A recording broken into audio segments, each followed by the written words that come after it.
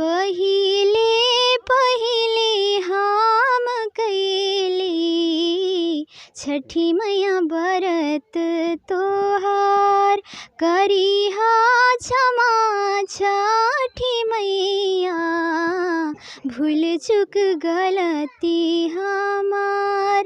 गोदी के बालकवा के दीहा छठी मैया ममता दुलार, छठी मैया ममता दुलार। पिया से सनेहिया बनैहा, मैया दिहा सुख सार, मैया दिहा सुख सार। बॉलीवुड में जाना चाहती है ना आप? जी, हम बॉलीवुड में जाना चाहते हैं। हमको भोजपुरी गाना से लगा बिल्कुल भी नहीं है। भोजपुरी गाना से लगा नहीं, पर छठ पूजा का पर्व है तो हमारा मतलब हाँ, महापर्व है छठ पूजा, तो हम ये सब गा ये सकते अश्लील मुक्त है ना, ये तो हैं। भक्ति जी, गाना है। भक्ति सॉन्ग है ये, हम गा सकते हैं। अच्छा, ऐसा कभी मौका मिला है कि आप स्टार मेकर पर छठ गीत गाई हो? हाँ, एक बार गाए थे हम छठ गीत। कौन सा गीत गाई थी आप? किरवा के पात गाए परे, थे?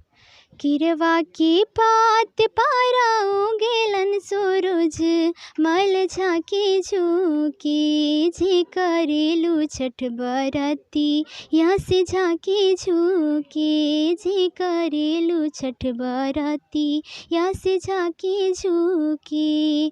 हम तो से पूछी बरती आए बरती, यहाँ से किकरा लागी जी करेलू छठ बरती, या से किकरा लागी।